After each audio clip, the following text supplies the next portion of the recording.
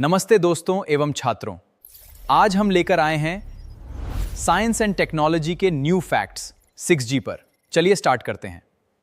आपको तो पता ही है कि 5G ने हमारी चलती वीडियो को रोकने की समस्या को खत्म किया। ओके, हमें कहीं भी हाई क्वालिटी वीडियो देखने की सुविधा दी, लेकिन 5G की ताकत यहीं तक सीमित है। इसमें उतना सुपर फास्ट स्पीड नहीं है जो बड़ी बड़ी मशीनों और फैक्ट्रियों को बिना किसी देरी के बिल्कुल सही समय पर चला सके। दोस्तों, 6G किसी रुकावट के काम करता है, बिना किसी रुकावट के काम करता है। इसका स्पीड इतना तेज होता है कि दुनिया के एक कोने में बैठकर डॉक्टर दूर बैठे किसी मरीज को रोबोटिक हाथों से तुरंत ऑपरेशन कर सकेगा, और रोबोट बिना किसी देरी के डॉक्टरों के हाथों चाल को दोहराएगा। या फिर लोग लाइव हेलोग्राम के जरिए ऐसे बात कर सकेंगे जैसे वे एक ही कमरे में आमने सामने खड़े हैं। जब कोई देश इस तरह की टेक्नोलॉजी के नियम और तरीके तय करता है तो वह एक तरह के उस नेटवर्क का इस्तेमाल करने वाला हर देश के लिए शर्तें तय करता है। दोस्तों, 6G के इस ढांचे पर कब्जा करने का मतलब है डिजिटल दुनिया के टैक्स कलेक्शन पर कब्जा करना। 5G से 6G तक पहुंचने के लिए एक बिल्कुल नए प्लान की जरूरत है। इसके लिए एक ऐसा नए वैश्विक लीडर की जरूरत है जो पूरी इस टेक्नोलॉजी के रोड मैप तैयार कर सके। दोस्तों, कई दशकों तक भारत टेलीकॉम के नए आविष्कारों में पीछे रहा है। 2G, 3G और 4G के जमाने में भी भारत की पूरी तरह से दूसरे देशों से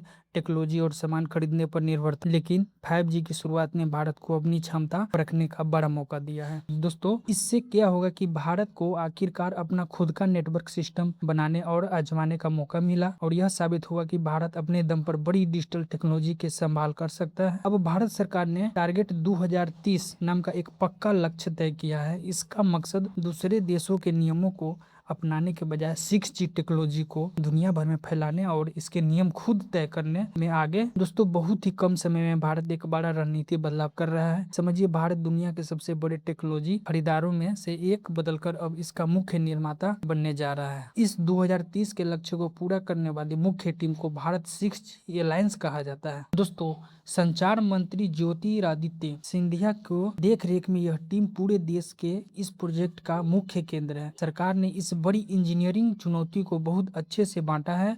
उन्होंने 6G के काम को 7 अलग अलग खास टीमों में बांट दिया गया है, जिनमें से हर टीम को एक खास जिम्मेदारी भी दी गई है। दोस्तों, शुरुआती 2 टीम पूरी तरह से बुनियादी ढांचे पर ध्यान दे रही है। उनका काम स्पेक्ट्रम को सुरक्षित करना और मोबाइल डिवाइस व हार्डवेयर पूरी तरह से भारत में ही बनाना है। तीसरी और चौथी टीम सॉफ्टवेयर और आर्थिक मॉडल पर काम कर रही है। दोस्तों, उन्हें ऐसा स्पेस बनाने का काम मिला जो 6G पर चलेगी, और ऐसा बिजनेस मॉडल तैयार करना है ताकि यह सुपरफास्ट टेक्नोलॉजी आम जनता की जेब पर भारी न पड़े। बाकी 3 टीम पर्यावरण की सुरक्षा, लोगों में जागरूकता और दुनिया भर के लिए नियम तय करने का काम संभाल दिया है। खास बात यह है कि वो ऐसे टेक्नोलॉजी नियम लिख रहे हैं जिन्हें आगे चलकर पूरी दुनिया अपनाएगी। दोस्तों, यह टीम एक साथ मिलकर काम करने वाली मशीन की तरह है।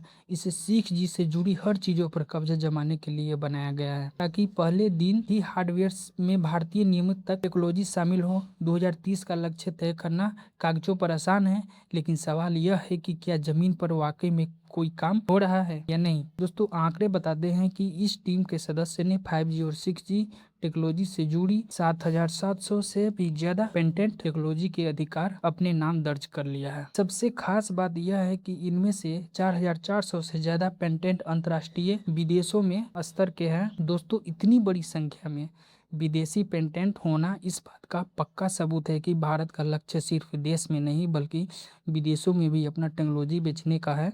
यह भारत के रिसर्च और डेवलपमेंट R&D की ताकत को दर्शाता है, जहां इंजीनियर्स लगातार नई खोज कर रहे हैं। इन पेटेंटों पर कब्जा करके भारत का उस मैथ और साइंस को अपने नाम कर रहा है जिसके बिना कल को पूरी दुनिया का 6G नेटवर्क काम ही नहीं कर पाएगा। दोस्तों, इन अधिकारों को पाने से भारत का आर्थिक स्थिति बहुत मजबूत होगी।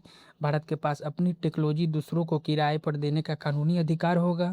2030 तक भारत का बनाई यह टेक्नोलॉजी दुनिया की नई डिजिटल दुनिया का मेन ऑपरेटिंग सिस्टम बनेगी, फिर चाहे वो बिना ड्राइवर वाली कारें हो या AI से चलने वाली स्मार्ट शहर। दोस्तों, ये मोबाइल टावर सिर्फ लोहे की ढांचे नहीं बल्कि भारत की नई टेक्नोलॉजी से करोड़ों लोग तक नेटवर्क पहुंचाने वाली स्तंभ है। भारतीय टेलीकॉम के लिए एक नया दौर शुरू हो रहा है। दोस्तों, भारत ने पेटेंट जमा कर लिया है, हार्डवेयर बना लिया है और नियम तय कर दिया है ताकि वह डिजिटल दुनिया में केवल एक खरीदार बनकर न रहे बल्कि पूरी दुनिया को दिशा दिखाने वाला लीडर बन सके। तो दोस्तों एवं छात्रों, आपसे गुजारिश करता हूं कि ऐसे ही साइंस एंड टेक्नोलॉजी फैक्ट के लिए जानकारी सीखने एवं जागरूक होने के लिए इस चैनल को सब्सक्राइब कर लें। धन्यवाद।